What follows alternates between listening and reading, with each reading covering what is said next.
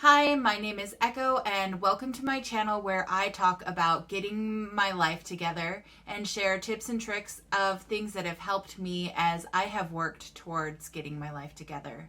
Today, I actually wanted to talk about decluttering, but I wanted to talk about a specific thing that you should do before you declutter, and that is get your head in the right space.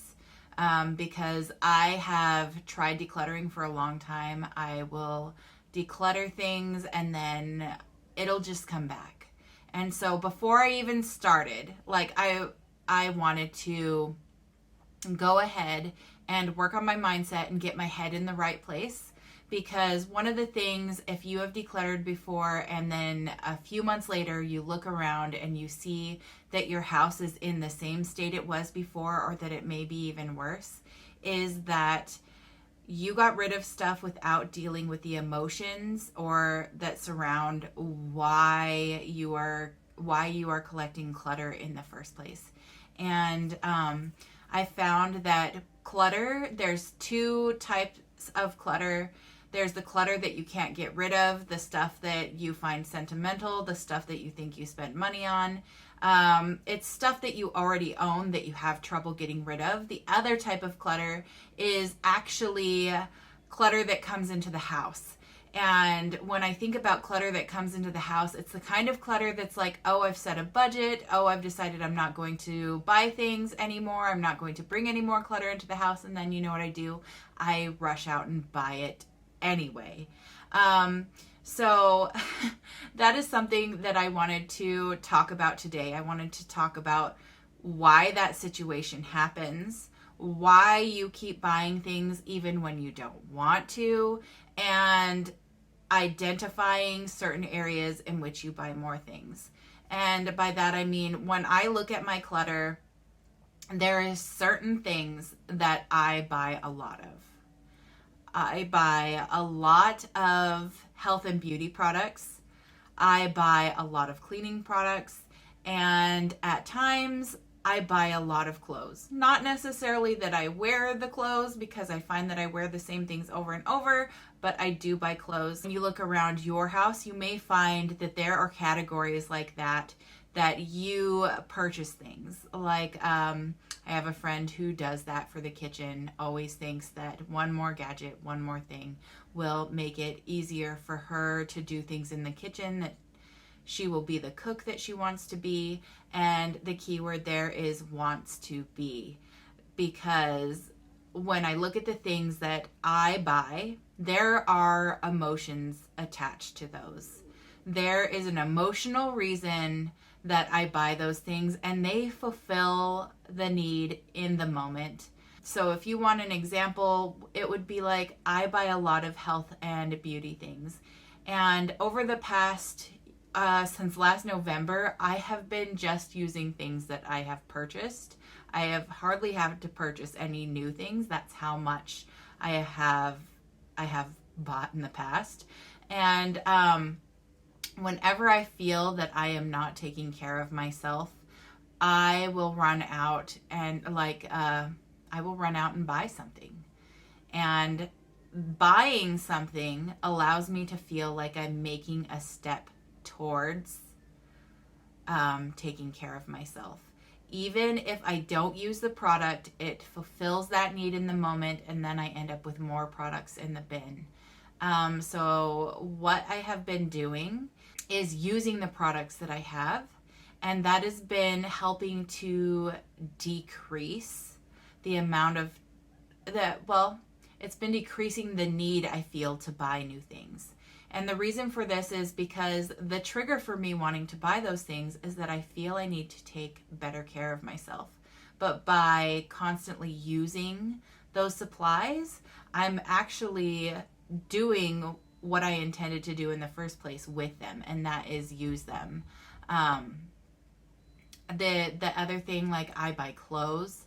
If I am not secure in myself, I will buy some clothes, and I may never even wear these clothes again, which is the terrible thing. And cleaning supplies, I want to have a cleaner house. Like, you can look over here. My goal is to to unpack these things before I start working on anything in the house, or I will fall into the same trap that I always do. And so cleaning, for me in my mind, buying cleaning supplies means that I will be a cleaner person.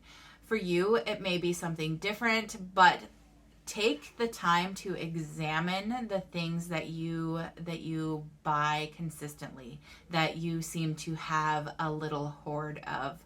Because when you buy those, even if you don't, you look at them and your brain says, no, I don't need any more, and then something triggers the need to buy them.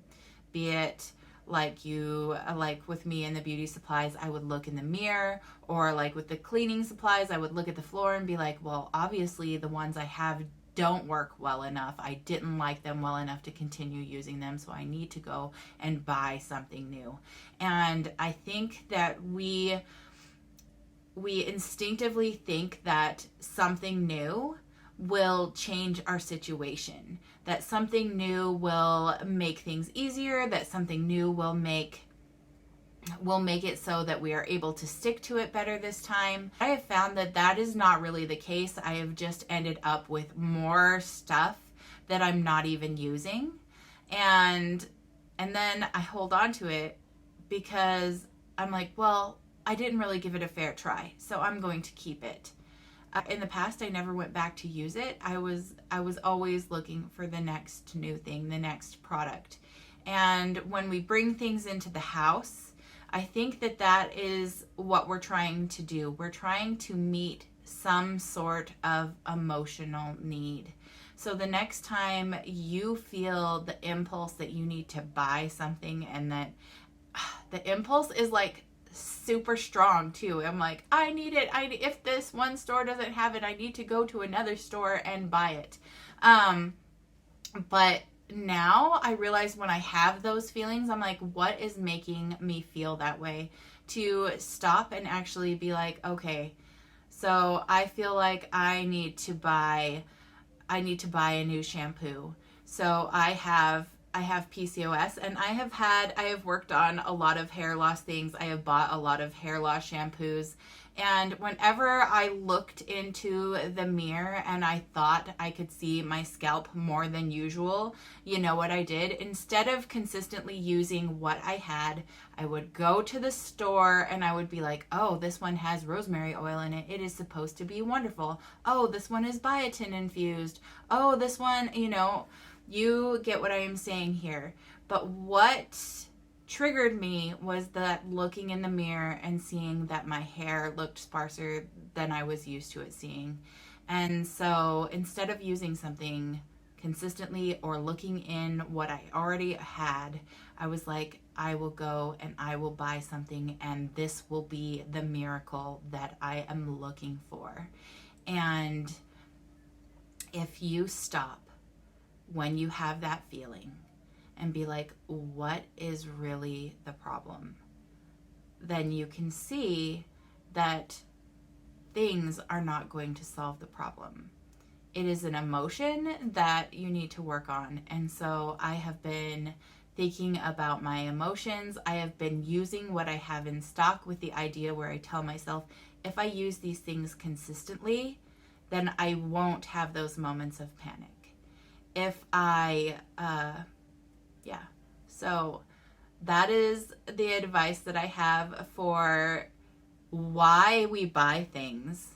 Even though we have set the goal not to buy things, whether it be for keeping clutter out of the house or keeping our budget down, there is an emotional need, and we want to fulfill that need. Like, it makes us feel safe. It makes us feel good, even if it's only in that moment.